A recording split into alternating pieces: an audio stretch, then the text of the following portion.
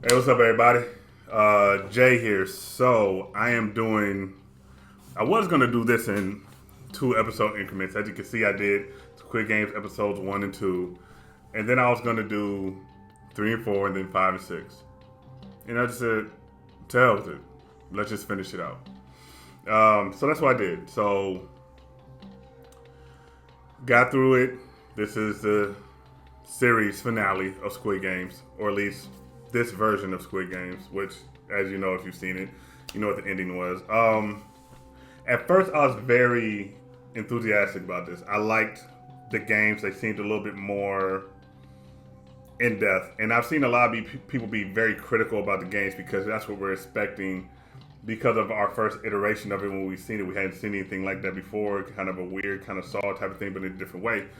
I think the games in season 2 were far beneath, well, kind of, than these ones. I think these ones have more social implications to them. That's what I'll say. I like that a little bit better. Now, may the thrill or the I don't know what you want to call it. May there just been more, to some of the games in the season 1. Yeah, it was new to us. But overall, I think these games were better than the ones on season 2, right? The story this season was good to a point. There were a lot of letdowns. There were a lot of things you've seen they just kind of tied together. And at the end of this season, I kind of realized, I think, why so. Um, anyways, I'm not even going to go episode by episode. I'm going to just talk about what happened. We had the Starry Nights, which I spoke about. That was I really liked that episode and everything with the hide and go seek and whatnot.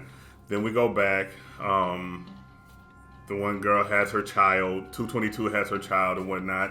So that plays a role. The mother and daughter, the mother and son tandem, the son died. They say she killed him. She didn't kill him. She delayed him. She stabbed him. It didn't kill him. He got killed by the Squid Game. So I guess in so many ways she did technically, but she didn't do it. So like they're kind of over the top about that. But then she talks to 456. Hey, take care of 222 and the baby. And then she offs herself. Whatever. Big. That honestly, but the guilt of losing a child. Maybe that could do that to you. I'm not even going to try to, compartmentalize that whole thing. We got that happening. Then we get to, the fifth game, which is the jump rope game. The game made itself out, the jump rope game. Which, when I first seen it, I was like, wow, okay. It seems very simple. People, you just jump a rope. You know how tired you have to be? First of all, you have to time the speed and the velocity of which the rope is coming with there's a lot of like physics to it, timing, all this other stuff you have to worry about. And I think they did a good job of kind of showing that. They showed people that were tired. They showed what happens when a person sits at the end. It's like, hey, I'm going to off some of these people, all this type of stuff. Then you have the baby aspect of it that's there, and 456 taking the baby to the other end, and then she's over there with a broken ankle. Now, side note, me personally, I've had torn up ankles before. It happens. You know what I mean? If you can walk, you can jump. You better suck it up and get across there. If you can't, then guess what? So be it. That's what happens. You know what I mean? I'm sorry. That's how I feel. And you had somebody take your baby over there. Listen, if you don't figure it out, hey, now, should she have offed herself like that? I think it would have been better if she would have attempted to go across and then, that happened. I think that just story-wise and overall would have been a better thing. But they decided to, make her, self-delete. And I think that was stupid, personally. But whatever. I'm glad they got rid of the little weak guy who was, there's so many storylines that you could tell they were just tying stuff up. It's almost like they had too many characters and they didn't know how to end them correctly, so they were just trying to whatever. So that was that episode, and now 456 has a kid, and the final game you get to choose who's there, and then all this other stuff. They made 222 take the place of the mother and all this other stuff. Just convoluted, to be perfectly honest. And whilst they're doing all of this, they have all these other storylines that they don't really tie up the correct way. The foreman or 001, his storyline with his brother, the detective, and all this very lackluster ending. What do they call them? The upper class or what? Like they were so Here's the thing: they're wearing, when we first are introduced to them in episode 2, at the end of Starry Nights, they're in there as the Squid Game, workers, and they take their mask off so we can see what they look like. So why do they have their mask on through the rest of the series? We already know what they look like. There's nothing for them to hide from each other. Like, what is it? Just the whole play on what they're going through. It just was stupid to me personally. That aspect of it. I was like, why do they still got the mask on? But anyways, and then in the ending, it comes down to 456, and I believe it's 333. I believe that was his number. The father of 222's baby. All right, cool, fine, whatever. 456 self deletes. 222, the baby, is the winner. Great. We see the play out with. It was just stupid. And then in the ending, 456 daughter gets his portion, 222, all this other stuff, and then just randomly. It doesn't necessarily say where they are, but we see an American man and an American woman in an alley playing the game that gets them to the Squid Games, and it's Cate Blanchett for some reason.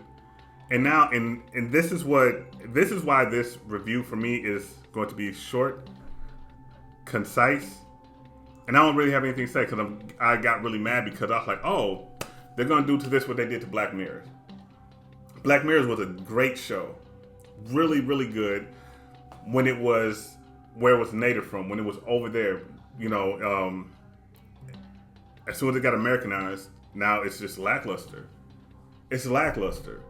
Now, I feel like the reason they extended it was to see how it worked, because something in the midst of season 2 and season 3 happened very interesting that I see.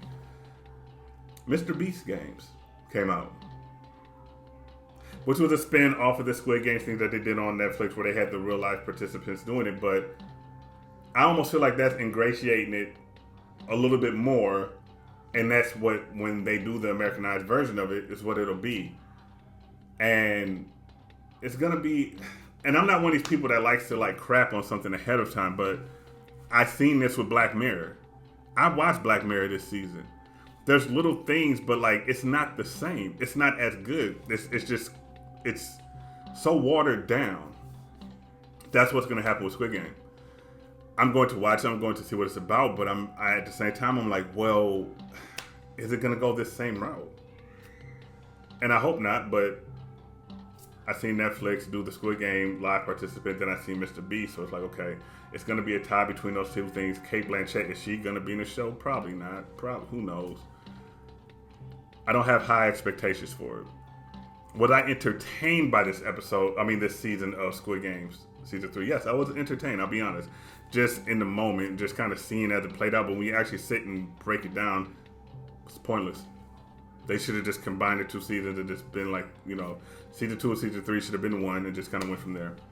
I usually don't like to say things are a letdown. This was a letdown to me, especially in the ending, because I was in it. I was willing to follow up until like the last half of the last episode. I was just like, okay, what is going on? There were so many loose ends, and this is supposed to be the end, unless you're just kind of hoaxing us. I don't know. Enjoyed it, but was let down. If that's a good, evaluation or an acceptable evaluation, I wish they would have handled it a little bit better. For something of this magnitude, I think they could have did a lot better. I'm open to seeing what they do with the Americanized version of it. I'm not going to say I have low expectations, but I don't have high ones. I'm just going into it open-minded. But I do have Black Mirror's, ascension to what it's become as a barometer of what I'm expecting. So, I don't know. I mean, that's that for Squid Games, at least this iteration of it. What do you think? Let me know. This is my synopsis. Honestly, I'll give it a B- because I was entertained, but there were just so many just letdowns. Honestly, I would have a hard time giving it a great score at that point. To be honest, it's a B- just because I liked some of the stuff. I liked some of the pacing to a certain extent. The big reveal went 4, 5, 6. Actually sat in front of the 001, and he revealed himself to be who he was. What such a letdown. And the more I sit here and I process it, I think it's going to constantly go down. And that's just being honest. And it's not trying to, much respect to everybody that made the show and all the work that's put in and the effort. I appreciate the art that you put out, but I think it could have been better. So, this is Jay. This is my review of Squid Games Season 3. What do you think? Give us a like, comment, subscribe.